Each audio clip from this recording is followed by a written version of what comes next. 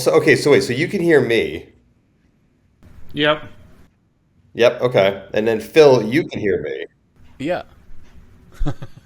But you two can't hear one another. And I can't see him. And you can, well, that's probably a benefit actually. Um, okay, how do we Hello and welcome to another edition of the Viva Bastardo show. This podcast is brought to you by Economy Signs, the specialty company. It's a father and son joint. They've been in business since 1973 and they work on everything from spec Miatas to cars formerly driven by Paul Newman. They have an incredibly deep archive of brand decals from old races like the Daytona in the 70s, and they specialize in vintage motorsport liveries. Is it liveries or livery? Anyway, they've done a ton of vintage Ferraris and priceless cars with history. If you've been to any vintage race in the USA, I'm sure you've seen their work. They do paint and vinyl, which is handy if you don't want to ruin your car. And they do any kind of thing, dragsters, motorcycles, stock cars, scooters. Well, maybe not. But anyway, check them out. They're fantastically talented. This podcast is also brought to you by Inbound Motorsports. Rami, the main geezer who runs it, says a lot of you have been reaching out. Please continue to do so. He can bring in cars from anywhere, Japan, Europe, Asia, which is also Japan. He's bringing a ton of stuff. I think there's been a strange peak of interest in Mitsubishi Pajero Evolutions. I don't know why. But anyway, give Rami a call. He's the most delightful guy, and he will be able to find you the bizarre car of your dreams. This podcast is also brought to you by Vital Oxide. I am now gesturing to the bottle gloriously and seductively if you're watching on YouTube. It's a very powerful, heavy-duty odor eliminator. It doesn't just eliminate the odors, it destroys them entirely. It's a surface disinfectant. It kills viruses like COVID-19. It eliminates mold and mildew for up to 4 weeks. And there's no fragrance added, which is always fantastic because I don't like that fake piney smell. So Vital Oxide. Check it out, listeners. Ronnie, I just want to say thank you so much for doing this. I'm very happy to see you wearing your signature denim shirt. I wouldn't know who you are without it. Thank you for having me. And my denim shirt, both of us. I've been watching. I was watching last night some interviews with you, and I'm not sure I'll be able to match up to the kind of horological orgy that was the Revolution interview, where there was a multiple person interview. It was like a 7-person shiatsu. I think everyone was sort of that. I think that was during lockdown, and I think Wei and all his team were so bored. I think they had everyone. They're like, get in on this. Who's not doing? No, you're not doing anything. Let's get in and interview Ronnie. So look, I mean, I don't know if I should explain who you are or you should explain who you are. I mean, a brief summary is that you have the most... I think in some ways we're not dissimilar in the sense, but you're sort of a much more advanced version of me. I'm the Cro-Magnon you've person. Got the other thing of cars, so you don't focus fully on what I do, so it's kind of different. Do you think that's the problem? It's the same, but, you've spread your... energy resources between two. You know what? You're right. You've just cured my ailment in a nutshell. Well, you are. For those of you who don't know, justify it now. You can justify one against the other at least. Well, yeah. Well, I can't really justify any of them because it's all. Any kind of collecting is a sort of as a journey. Well, I was going to suggest to you. There's lots of Indians who work in your city who need sort of Uber cars. So if you ever have them lying around. Actually, it would be amazing to do. It would be amazing to do an Uber in one of those cars. I mean, how great would it be? Your Uber is here, and then you look outside, and it's one of those things. So, well, would you like to explain what you are, what you do, what you collect? I mean, you've got the most extraordinary. I'll join in the sort of the orgy of adulation. You've got the most extraordinary and unusual taste. And for me, in particular, as a sort of fellow pathological contrarian, it's such a joy. For me, collecting is really about imagination, and I so rarely see imagination in collections or collectors. And maybe that's a terrible thing to say, but you have imagination in abundance, it seems to me. Take it from there, Ronnie. Okay, well, first of all, thank you for your kind words, and I'm humbled. I think there's some compliment somewhere in there. There is one in there yes, somewhere. I've been collecting. I've been collecting for over 30 years, and it makes me feel so old. Yeah, and I collect basically from a design perspective. I'm not interested in chronographs and things. They don't really tickle my fancy or excite me. Yeah, and it's sort of grown, and I think having the means has evolved the collection from starting off buying stuff on eBay for $200 or $300, and especially sitting in Africa where we had that whole dial-up sort of internet, and then it cuts off in the middle of paying, and then you got to start again. But yeah, so it's sort of grown from there, and I think it's evolved and stuff. Well, the collecting instinct is always manifests itself very early. So I know, for instance, that I was sort of collecting all manner of detritus as a teenager. But what were the things that you started? Was there anything that you started collecting that as a youth that was not watch related? Yeah, I mean, I collected stamps, and then I had this girlfriend, and I left my whole collection at her house, and I broke up with her. I never got it back, so that was like a big blow to me, because all my money had gone into it. And you remained celibate ever since, Ronnie, presumably. Yes, of course, no. But look, I collect lots of other gunk along the way, like contemporary Indian art, African art, car mascots, French car mascots from the 20s and 30s. Well, Lalique made some extraordinary car mascots, didn't they, in the 20s and 30s? Yeah, he did. Yeah, but those are sort of, some of them are very, you can probably buy a house in Africa or one of your fancy cars in New York, but they're very expensive. I'm not in my league. But yeah, they did. I'm also quite interested in you have a collection of, don't you collect Maharaja's pocket watches? Is that right? Yeah, it's actually what interests me. Again, it's not the watch part, but the actual enamel portraits. And these were painted from about 1870 till about till they sort of were stripped of their money and, were left with nothing, which is about sort of at the end, when India got independence in 47. And these are very sort of photographic-like paintings. And there was one or two Genevan sort of artists who were exceptionally good. And they were affordable when I started collecting them. And then, I think some prince in the Middle East took an eye to it, and every auction it came up, that was all gone then. So that was the end of that. I feel that's a recurring refrain in any collector's conversation these days. Is, well, they were affordable at one point. I mean, I feel like you really have to look hard to find things that are affordable, or you have to tear your gaze away from what the most people are looking at and poke around in the darkest corners. Are you finding it harder to find dark corners? No, absolutely. And like, for example, I was collecting vintage Pateks and stuff, and then about 4 or 5 years ago, it just, everything was so crazily expensive, and to get decent quality watches of the genre I like. Then I started looking for Audemars Piguet, sort of from the 50s and 60s, and there you could pick up really, really amazing watches for like $3,000. I know it's a lot, but it's still kind of affordable for most watch brethren. Well, I mean, the idea of affordability is you always have to contextualize it in watches, because now I'm sort of fallen. Well, I'm careful because then they'll say, "Oh, he's so arrogant and big-headed and spends too much or something." So I'm just saying. Of course, man. You have to. Well, look. Yeah. I mean, I blame you entirely in some ways, and you'll be hearing from my lawyer shortly, Ronnie, regarding regarding my total obsession with this whole 70s Patek, because I was looking at what you collected, and I was so sort of struck with.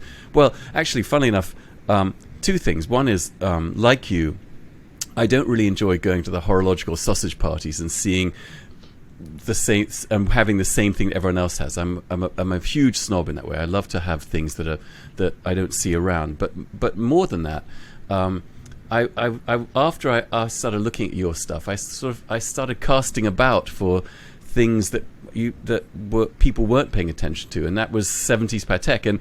And to go back to the affordability context, these things cost 5, 10, 15 grand, which is a shitload of money.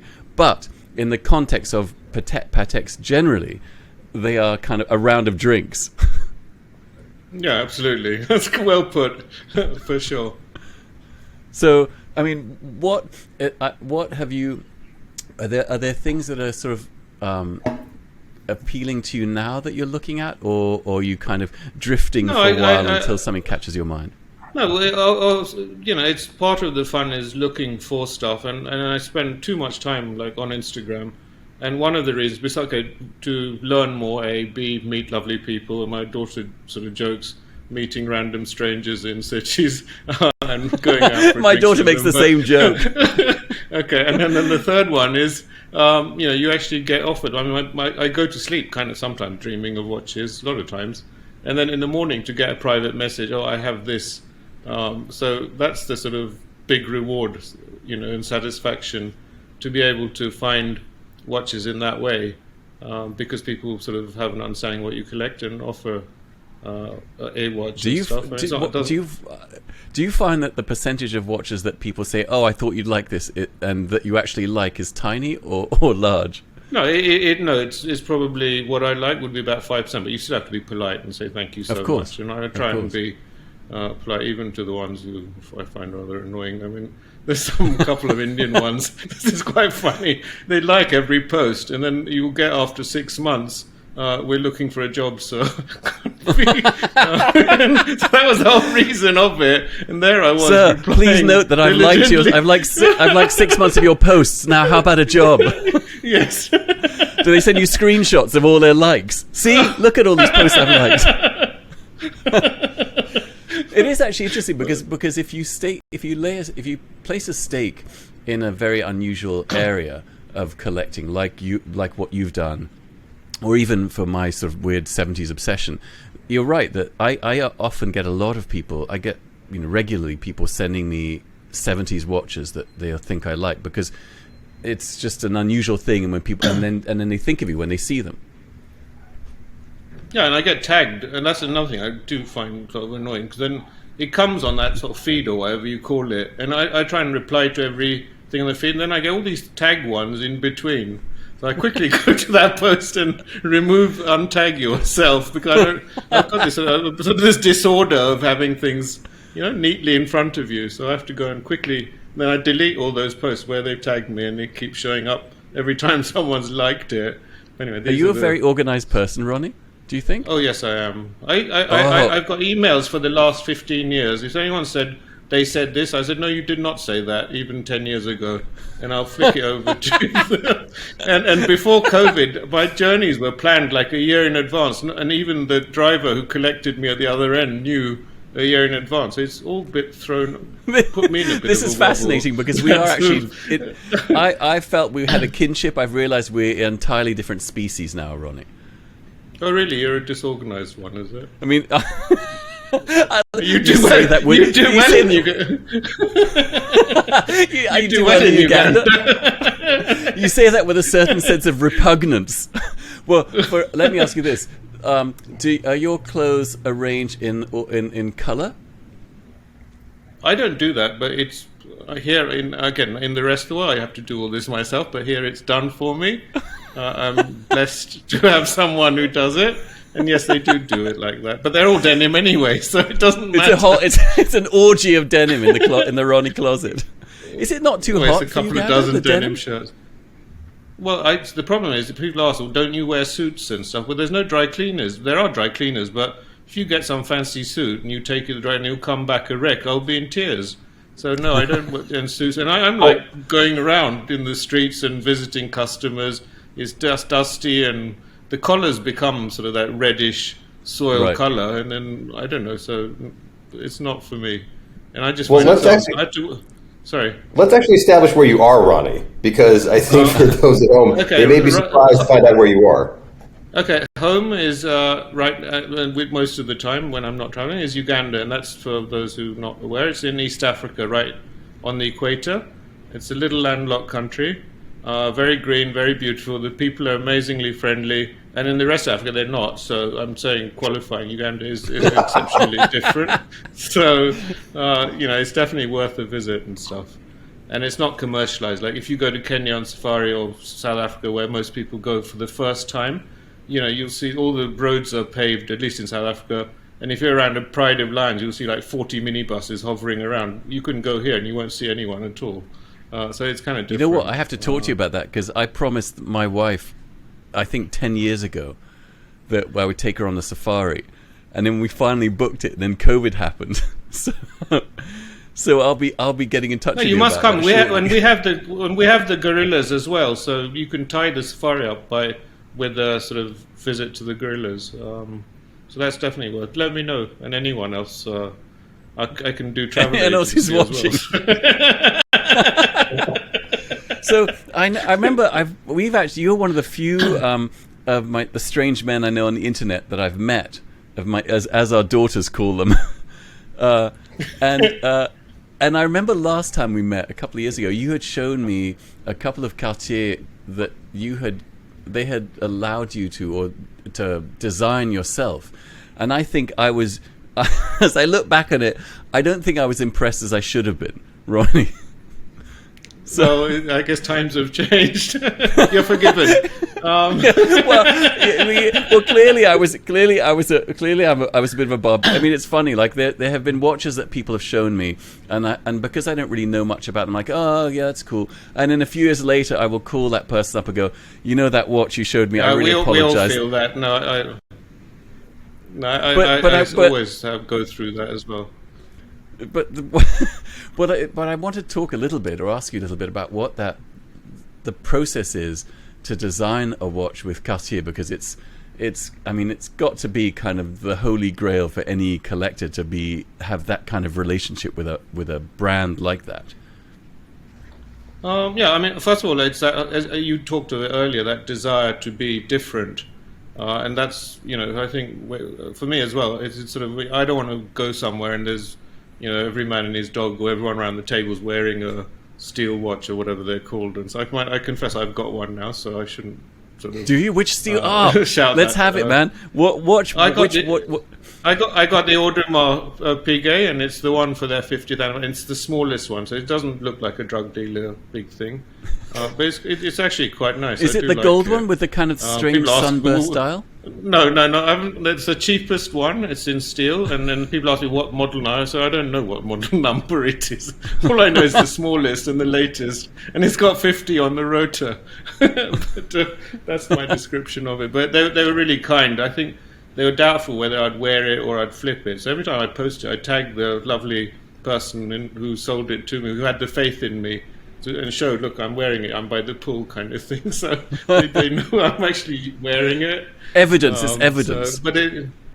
No, absolutely, and it's important. And I've got another story on evidence. This is it's off the subject totally. So in the past, I got allocated, it was a regulator when it came out, and there's a big waiting list and bullshit from Patek. And I remember I saw something else in a show, and I had to sell off some watches to be able to afford that. And I walk into Patek like 2 years later, and they said, we're pissed off with you kind of thing. And I said, well, what have I done? They said, oh, one of the ones you had, we gave to you, you sold off. And I said, oh my God. They said they were tracking, it must have ended up at auction. And luckily, when I did that trade to buy that, I'd sort of sent an email saying, look, I've had to trade in this. And I said, actually, I did send you an email, and I bought one of yours. So that was all. So you ferreted around excommunicated and... Yeah, so you went into your OCD email archives then. Did you remember you sent them an email? Of course. I mean, that's impressive, man. To be excommunicated from the high altar, that's not a good thing. So how? Well, let me ask you this: with the Cartier thing, did they just send you an email going, "Hey, Ronnie, fancy designing at your own crash"? I mean, how does that happen? Okay, so the first one I did was before Richemont took over. It was in 2009, and that was the old world, and the guy who sort of ran the Bond Street boutique, they still came home to sell jewelry to you and did things like that, and they'd sit for hours on end talking to you and not this rush to sell you something. So the relationship sort of ended when Richemont, because they didn't want to entertain, and they went into this walk in the woods, sort of where they made these big complicated watches, and it was all whatever, history is history, and then now they've come back to making watches based on the past and stuff. So they opened up the sort of door of custom pieces. Now, the custom normally means the variables of a custom piece are the change in dial color, numerals, and the crown.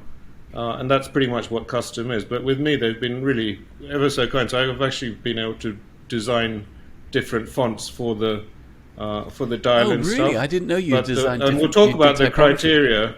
Well, but I've not been able to post those because they said, look, if you post them and we get requests, we probably will have to do it for other people. So I said, well, what do I do? Sit at home and look at them? So I said, that's actually what's happening. So I wear these lovely watches and so I want to look at them myself. Well, Ronnie, you know that if they're not on Instagram, they don't exist. I mean, you know how that works absolutely. now. Yeah. So anyway, isn't it funny I meet personally. It's kind of odd how that works, isn't it? When you buy a watch now, your first instinct is like, oh, I'll put it on Instagram and see what people think. It's a peculiar instinct that's happening. But in a way, it's really good because when they some makes, they say, oh, we've made this specially for you. And then you suddenly go on Instagram, see like 5 others. You say, that's bullshit. And everyone talks to each other kind of thing. So that's fun. But in terms, I think what a lot of people ask me is, what's the criteria for doing a custom piece? And that's the regular custom, i.e. different coloured dial and stuff.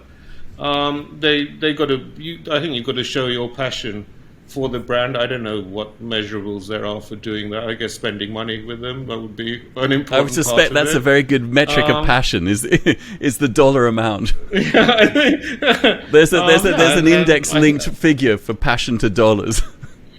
Absolutely, with everything in life, isn't it?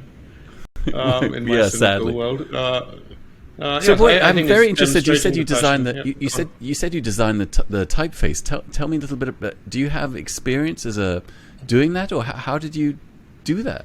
No, I mean I'll sort of look. I mean it has to sort of be synonymous with their DNA in the and from the past. So it's wonderful to have lots of books and old auction catalogs. I've got around me like from 2000 or the 1990s, all of them, every single one. So to go through those and see, so those are a good sort of way, and I do my scrawly sketches, and somehow they managed to. The guy who does it, actually, he's a lovely guy, and he sort of seems to understand. But I have to go through this long-winded route of my point of contact at the boutique, and it's sent to someone who sent someone, and eventually he gets it. But I managed to meet him one day, and I tried directly, but you can't do that, so you have to follow the convoluted route. But yeah, it's kind of cool. So you picked out. Was it typography or typeface from a watch you've seen in an auction cat? Yeah, from the past, because then that's easier for them to sort of understand it. And if you modify and change it a bit, it was on a clock to a wristwatch and stuff. So, and also actually last year they were really good. They invited me upstairs to the archives in London, where they've got the records of everything they've produced basically since day one. I mean, I never knew they had these in these leather-bound sort of volumes. For example, they made over 150,000 brooches. Every single one is documented and kept. And then they had all the drawings that Jacques sort of drew, on loose bits of paper. I wasn't allowed to take pictures, of course, so I tried to remember some of this stuff. Some were sort of, they said, he sketched this over lunchtime kind of thing. It was never made. But those are good points. But it has to resonate with the DNA of the brand, so that they. And if you did something wacky, I'm looking at a denim dial. I don't know if they'll do that. A denim dial. That would be amazing. That would be fantastic. Yeah, that would be quite cool. I do actually think that in some ways that I do feel like that Cartier is in some ways the most audacious of the brands these days. I mean, I'm sure you won't be able to say anything, but I feel like I'm a little bit disappointed in Patek because I feel like they don't really seem to take leaps anymore. I mean, I feel like the 70s, for me at least, was possibly, and of course there's occasional exceptions, but the 70s was the last great decade for me of sort of interesting and audacious design. But Cartier, no, I agree with you. There's two in particular I'm thinking of. Do you see that cushion case one that's squeezy? Yes. I squelched it. When they took me on the Dog and Pony show to that. You squoze it? And after that, I squeezed it. It was like a squeegee. Or the sponges at the sink you get, and full of that dirty soapy water. You could squeeze it and stuff. That was so cool. Yeah, and then also, that and then that watch with the whole movement in the rotor. I wasn't crazy about the aesthetics, but the idea. It was really, the idea. It was very big and stuff. But other than that, the whole, as you said, the aesthetics of. They had some lovely stuff, and to actually meet the people who make it and stuff. And then they gave me a bash at doing the enamel work. So that was quite fun. We sat and did it, and they put it in the oven, and mine just came with like a spodule of it was like scrambled eggs colours. But anyway, they took a professional picture, and I got a lab coat which I'll be using for my cooking. I think I need to expand. I think my spodule cooking. is spodule the correct vernacular, Ronnie?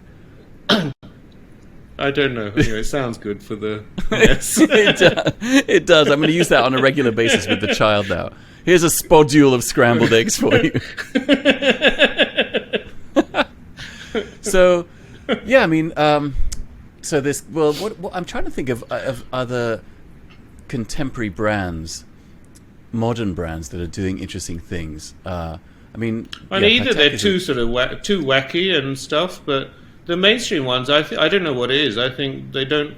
I understand that when you have something new and outrageously different, the risk and it's corporate egos. No one wants to be synonymous with launching a new product and then have that label that this was the guy who screwed up, kind of thing, and did this. It's so actually, in some ways, that's a big element of it. I wonder if in some ways the watch industry, particularly in the big brands, is not dissimilar to the movie studios, where they're sort of committed to making sequels and sequels and sequels of franchises because it's a safe bet. Everyone goes to watch it. They make money, and no one wants to make a small indie film because, like you say, they don't want it to be a massive flop, and then it's that guy's fault for making the flop. Yeah, and then you're stuck with that sort of label or badge for the rest of your career, and you probably won't get a job anywhere and stuff. It's the same. I mean, when you have products, even here in Africa. If you launch a brand, and probably 95% are failures anyway. They go in that graveyard of unsuccessful launches. But you've got to have the balls and the risk and the appetite to want to do it. Sure. But most people don't. And well, I mean, if you think about it, AP did the what was it, Code 1159. Yeah, I mean, I remember I gave an interview where I expressed my reservations, and they were quite upset with it, and I had a phone call as well and stuff. But that was the most English thing I've ever heard, Ronnie. Really? But I eat my words back because that's actually. When an English person says, "I've expressed my reservations," that's someone in America going, "This is absolute shit. I hate it." I'm being polite because look, I've just been given a watch by them, so I have to. I'm respecting that. Otherwise, I would have said something else. But so again, as I said, I eat my words back because apparently it's sold out everywhere and stuff like that, and it's doing very well. I don't know what the changes have happened, but. Are you interested at all in independent brands, or that's not really your thing? Yeah, I do, but I've always liked Journe, but I think they cost the same as a good house in some nice city, so that's out now. A house is the metric for the watch. Well, yes, I would say the funny thing about Journe, for me, is I feel like I can admire the artisanship and I can see they're beautifully made and I like the materials, but for whatever reason it doesn't sort of trigger the lust index within me. It doesn't activate that thing where you just... I know what you're saying, where you want to actually spend your hard-earned money. It's not quite there. No, there are a lot out there, but I think also my fear has been to put my hard-earned money in, and if I change my mind, I don't like it. I don't want to lose half of it because I think I work hard for my money, and I don't, I'd rather stick to what I know, and I'll get my money back, and that's important for me. I know when I buy watches, a lot of these dealers say he's such a Scrooge and stuff, but it's for a reason. I mean, we were kicked out of Uganda. Quick history of Uganda. So we had this dictator. I'm sorry, I'm tying in lots of irrelevant stuff here. So we had this dictator, an army guy who took over in 1972 called Idi Amin. He had a dream in saying that, if you're not indigenous black Ugandan, you have 90 days to live. And some of us have been here 100 years. And this is home. Just like you Americans, you call yourself Americans, but I keep asking when I go to America, where are you from? And they say, Iowa. I said, no, where are you from? Like, originally, when you came to America? So in that same way, So anyway, so he had this dream. He said we all had 90 days to leave, and he threw 70,000 of us. I guess it's like the Jewish people in Europe and before the war and stuff. So that's always on the back of your mind, that if something were to happen, is it something that can you can get your money out of. And also my dad, unfortunately, he went through bad times, and we lost our money when we were living outside. So I have that in the back of my memory. I don't want to go through that. So whatever I buy, it needs, beyond a certain value, I need to ensure that it is a store of value as well. So you like fungible assets. Yes. I mean, it's funny. I feel I'm not sure mine is quite rooted in the same past, but I do feel that. I think that a lot of people actually would dispute what I'm about to say, but I do feel that when you're spending money on frivolous things like watches and cars, you should try at least. One is to buy something you love, but two is to buy a thing you love that you may be able to get out of it without losing your shirt and maybe turning a small profit if you're lucky. Absolutely. No, I agree with you fully. And before, it's funny how the thinking's changed. That if you had said that 5 years ago, within the sort of watch world, you'd be sort of, oh my God, he's talking about value of watches and something like that. But now it's okay to say that. It's times have changed as well. But it's so true. I mean, if you're getting a $500 watch, okay, it's okay. But if you're spending anything in the thousands, I just feel strongly that why should you lose your hard-earned money? And that's the reason I say that people might question brands as well. So. Well, the reason I say people might question my statement is because when I'm wearing like these weird 70s Pateks, I don't think they're the most elastic of watches to get rid of. No, I think they're growing in popularity, and you'll look back in 3 years and say, "Oh my gosh, I was a genius Ubering with my cars or something like that." I'll come pick you up at the airport in one of my cars and charge you a hefty sum, Ronnie. Definitely, okay. So, I mean, do you remember? So after the stamp collection, was there anything else, or was there a long period of mourning before you started collecting other things? The stamps are when you start collecting when you're at sort of school. And I went to an English boarding, so those were things you bought for 50p. That's 50 pence. I don't know, half a pound in American. Right. I don't know, so whatever the translation is. But no, I didn't have the money until much later. Didn't have the. So it went from stamps to watch collecting immediately? No, sort of a 10-year sort of thing in between. Didn't collect anything in between that. No, not really. And I admired and saw, but not. But what triggered the watch collecting then? I think it just came. I mean, I see watches as a piece of art on the wrist, and you can't put a painting on your forehead or walk around with that. The way I look at it, okay, women wear jewelry or these handbags. I'm told, my daughter told me that some of these go for like $100,000. I was like shocked and fell off the chair, but for a bag. But it's like it's just besides shoes and watches, men don't have any other way of expressing themselves, in terms materially at least. And I see, for me, I look at a watch and it's a piece of art that you're wearing.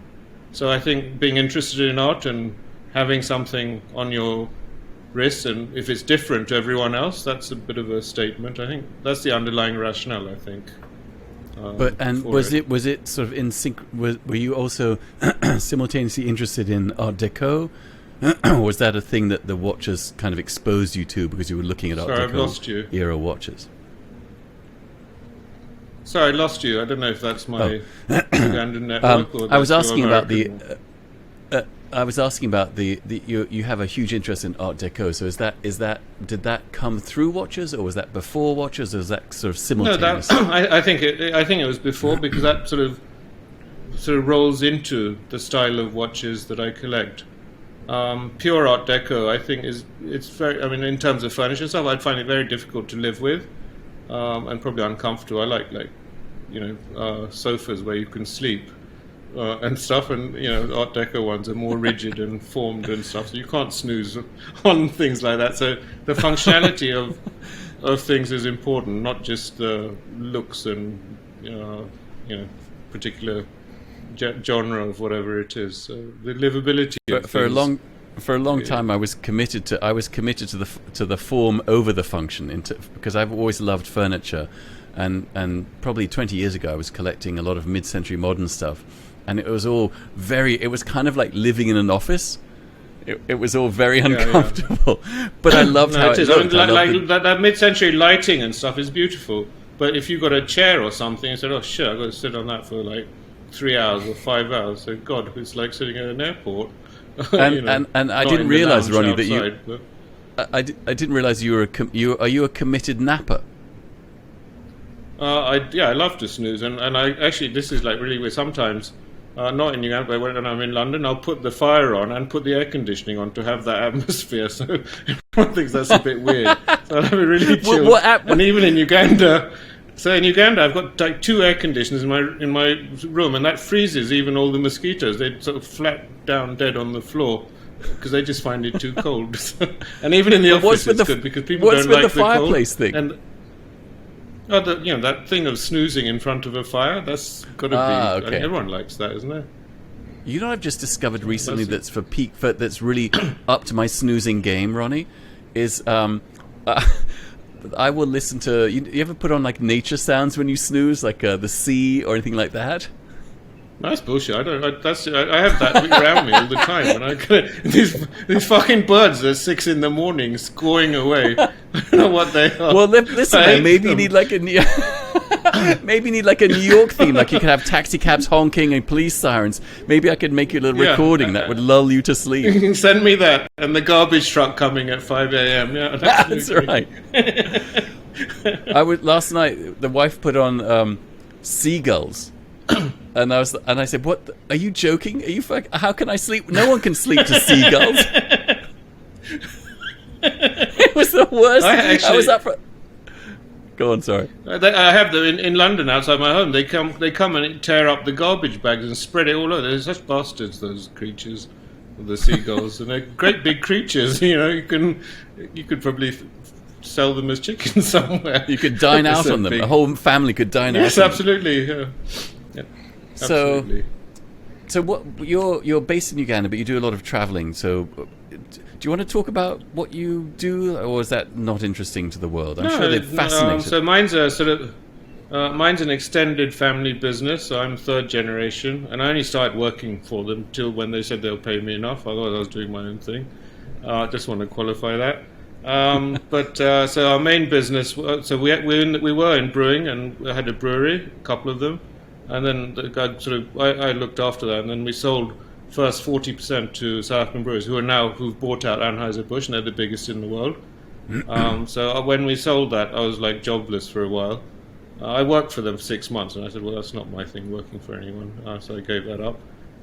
So the family, going back to the family business, so we produced, the main other thing is sugar. We produce sugar, ethanol, and then we're in other things, like we produce tea, steel, glass, packaging, which I look after. There's a whole load of things and stuff, and also my job is putting up hotels in India on greenfield sites.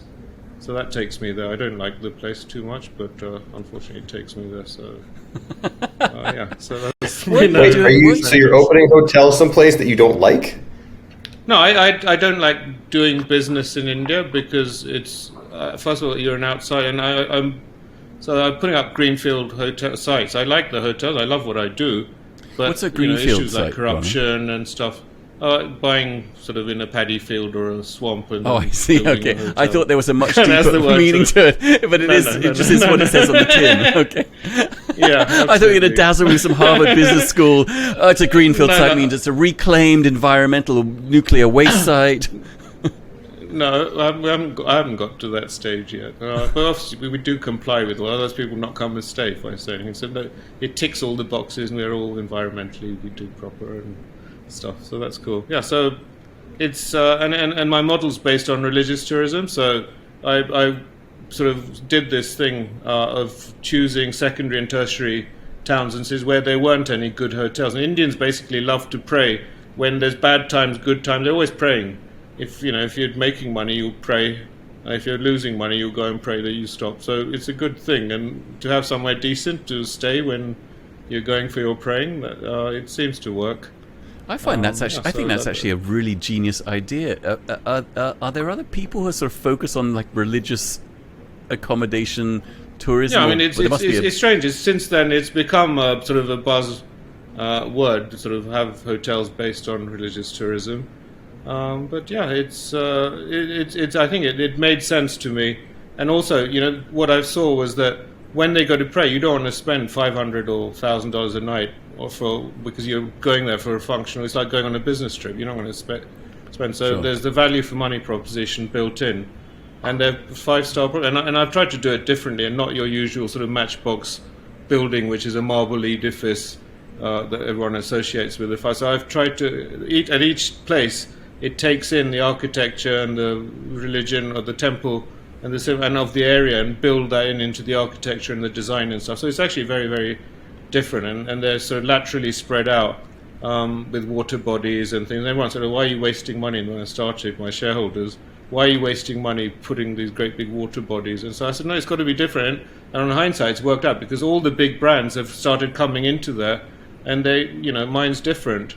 And it, seems to attract people. I find that utterly fascinating, man. It's such a you found a sort of a gap in the market, and it's kind of inspirational. Now, kind do you have much of a hand in everyone would. Sorry. Well, I was going to say, do you have a hand in the design at all? I mean, other than the sort of the water bodies? Oh, absolutely. I like. Absolutely. I like when I get engaged in things. I like to be very much involved.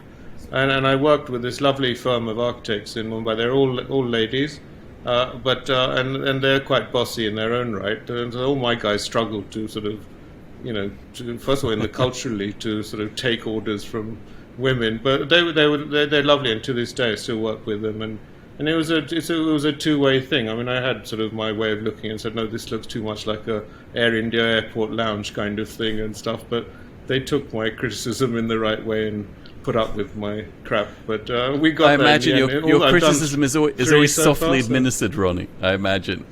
No, yeah, I am a polite person. I would probably call it the velvet fist. I suspect. So that's fascinating, man. Are there any other ideas like that you're embarking on that you can talk about? Because actually I feel like. Well, because I actually think in a weird way there's a connection that I think that to how you collect or what you collect, because you collect things based on design, but I suspect you also collect things based on what people or at least started perhaps based on people not looking in the direction that you were looking in.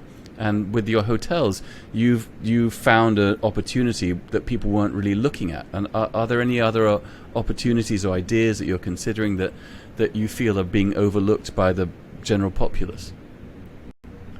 That was a very long. Well, I think first of all, like doing business in sort of developing countries, it's frontline stuff. I mean, you've got to be very hands-on and direct traffic. It's not like sitting in some posh office, which goes back to why I don't wear suits and why I wear denim shirts. Everything's linked, by the way. It's all interconnected. But it's all about differentiate. If you have an idea, to think ahead of the crowd and stuff, and I think there's a lot. It is, if you want to be ahead of the game, and everyone follows in herds afterwards. So in that window that you have to enjoy. It's important to try and differentiate. I think it is very interesting to talk. Speaking of herds, I find it because I always sort of refer to it. It's a shoal mentality a little bit on Instagram in the context of watches. I mean, there's these massive shoals of collectors, and it's Steel Sports Rolexes, then it's AP, then it's FB Jaune, and the shoal kind of moves en masse. So, what shoals? What sort of? I mean, for instance, remember when there was a green dial thing happening for a while? I saw that, and then every dial. In fact, it was until recently, I think, and everyone in the Middle East likes green because of, I understand, the connection with the religion and whatever. And it was green, and then I think in the South China, I don't know how you call that area, it was all sort of reddish dials, maroon dials, and stuff. But right. It's kind of so. There is an underlying trend. Do you see any? What do you? I'll tell you what I've seen, particularly in independent watch space, that seems to be happening. Is it's an abundance of little tiny subdials floating above a skeletonized movement, and everyone seems to do it now. So have you identified it? Yes, now you've said it, I notice, and every time I'll see one, I'll think of you as well. But yes, absolutely. It's really a curse. Thanks, Phil. Well It's like I've given you I've given you a mental athlete's foot infection now. So what do you? That was a very strange analogy. So is there anything you can think of that seems a bit showy or a bit herdy that springs to mind? No, I think the different colours is one of, as you said in the beginning. But it's strange. But just talking about colours, I mean, the guys at this Dubai Watch Club, they did a Cartier limited edition, and the numerals are all in Arabic, and they convinced me to buy one, and it was a steel one, so it's kind of affordable. And it's even got my name engraved in Arabic on the side. I don't know where I'm going to wear that. But anyway, it's a nice thing. Well, funny enough, I mean, I feel like Arabic numerals are a bit of a thing, actually. There's a kind of a... Of proper Arabic numerals? In Arabic, or you mean... No, well, in Arabic, font? yes, in Arabic, sorry. Yeah, not... Yeah. Yeah. There's something... There seems to be... That seems to be a bit of a fetish for people. Yeah. I guess it's exotic, isn't it? And it's a form of differentiation again. So maybe But if all the watches are like that, and I think they've done one, what's that, Frank Muller or whatever, he's done one to sort of come out of the grave, probably. Let's find a franchise in the Middle East. Let's do Arabic from the numerals. Crypt. I've got to say, I'm not a Frank Muller fan. I'm totally baffled by his design sense. But in his heyday, he did have some. I remember there's one called Crazy Hours, and I remember going to Singapore. I never had money to buy something like that. I bought a fake one for $200. I think I still have it in a drawer somewhere. But did you put it up on eBay right away? No, because the hours aren't crazy. It's just printed like that. Oh, I see. It's like when I couldn't have a car. You're talking of cars. The thing was a Golf GTI, and I bought the normal one, and I stuck the GTI badge on the back and stuff. And do you remember when the phones came out? There were these great big things, and I had a dummy one. I'd keep in a traffic light. No, it was like a great big thing. I don't know, like a brick times 3. The phone with a great big aerial. Yeah. The cordless phones. Yeah. So I even bought a toy one, and I'd keep it in the car, so we're a traffic light. So listen, would you be? That is genius, man. So let me ask you this, man. At the lights, would you have fake conversations? Yeah, of course. That was if you saw a nice bird song in the car next door. That was the point of it. So it'd be too sad talking to yourself otherwise. How come you've never gotten into? I guess living where you live, probably there's not much of an interest. There's not much chance to get into cars. They've never appealed to you at all. No, I mean the roads are so fucking awful. They look like craters, and unless you have a 4-wheel drive, it's not going to last long. So once when I was very young, I made some money in some particular deal, and I went and bought a Mercedes SLK, which was a big thing for me, a brand new one too. And then I never used it, I kept it. And then I remember I went to India and I got one of these dashboard cleaners, which was the same brand as the European one, but this was a Indian one. And I thought I'd save some money. And of course I put it on here, and within a week the whole dashboard had melted and all the trim had melted. It was sticky. I just cried and cried and cried. I didn't want to see the car. I never sat in it. And then I sold it actually, but I never got to use it because I was just, when something like that happens, you feel, I was so distressed by the whole thing. That was the only sort of low car I've had, but the rest is, it's been your Shogun, your Mitsubishi. We call it Pajero here, so I think they've morphed into Shogun. Also called, the one I have is also Pajero? Called Pajero. Yeah. Okay. Do you know what that means in Spanish? What is that? What does it mean? It's a Spanish. Pajero in Spanish is a slang word for wanker. Oh, really? Oh, no, I don't think anyone knew that. That's why it's called in America. It's called the Montero in America because they didn't want to sell the Mitsubishi Wanker. That's so funny. I should make the sign bigger. I've still got one for buying the veggies and stuff. Well, look, I guess we've had an hour or so of blather interrupted by some dodgy internet. But I just want to say, Ronnie, it's been such a delight having you here, and thank you so much for Yeah, I mean, it's always fun talking to you. You have such a good sense of humor, and you've got one or two okay watches, I suppose. So, we must meet up when I'm there next. We'll go out. I would love that, man. We'll go out for sounds a glass good. of Ribena. Yes. Yes. Well, anyway, thanks again, Ronnie. It was a real honor. It was a joy having you here, man. Thanks for talking to us. Thank you, guys. Thank you so much. Your collection and everything else. So, thanks again, man. Thank you. Take care. All right.